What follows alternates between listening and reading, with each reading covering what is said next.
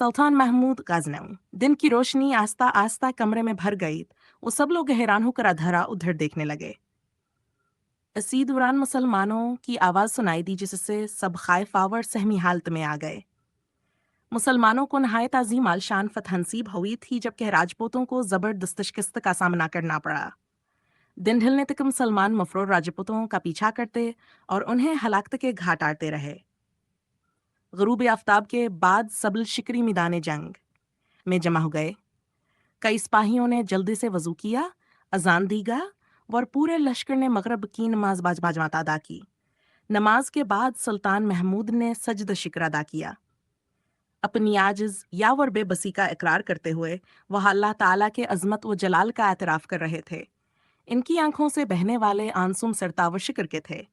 इंसान रंजो गम में भेर होता है और बेपनाह खुशी में भी आंसू बह निकलते हैं।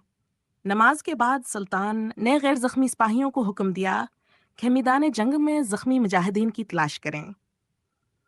कुछ को मरहम पट्टी पर मामूर किया गया और कुछ को हथियार और दीगर कीमती सामान जमा करने पर। कुछ सिपाहियां घोड़ों को पकड़ने निकले जब अपने सवार हलाक होने के बाद अब बेकाबू दौड़ रहे थे। फौरन सैकड़ों मशालें रोशन कर दी गईं। थोड़े अरसे में वह जख्मी मुजाहिद भिलाए गए जो जिंदा थे मगर बेहोशी की हालत में थे और बरुकत तो वजह हमलती तुरातही में शहीद हो जाते।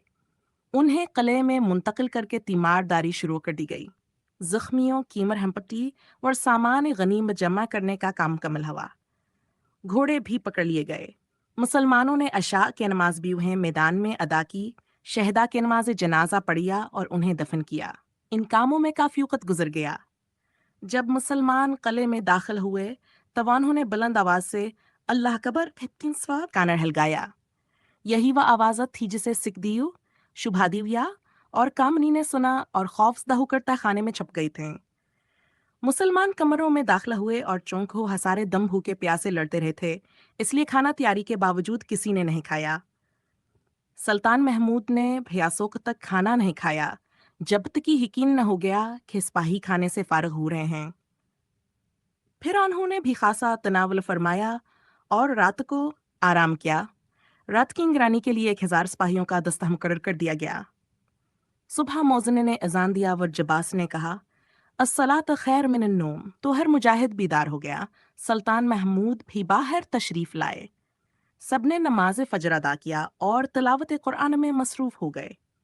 आफताब तलू होने के बाद सुल्तान ने हुक्म दिया कि किले और महल से माल गनीमत निकाल कर जमा किया जाए।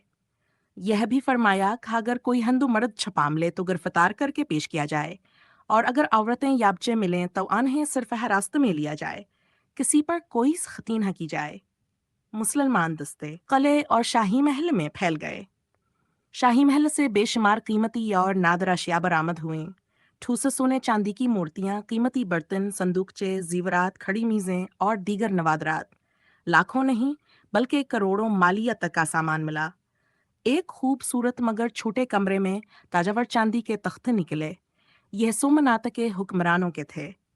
अस कमरे की कीमत देखकर मुसलमानों ने अस्काफर्श खुदा शायद नीचे भी खजाना। कुछ ही कूदने पर छत में सुराख हो गया। फौरन मालूम हो गया कि नीचे तहखाना मौजूद है। अस्यूकत सुल्तान महमूद खुद भी वहां पहुंच गए। मुसलमानों ने इतला दी कि तहखाना मिल चुका है। सुल्तान के चेहरे पर खुशी फैल गई। उन्होंने फरमाया, मेरा दिल कहता है कि इस तहखाना में शाही खानदान छुपा है। मुमकिन है चंद्र मोहनी भी हो। फौरन अंदर उतर कर जायजा लो।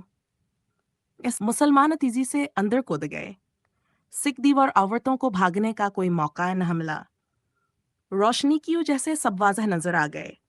सिख दीवार मोहन लर्ज गए। कामनिया और चंद्र मोहनी हम गए।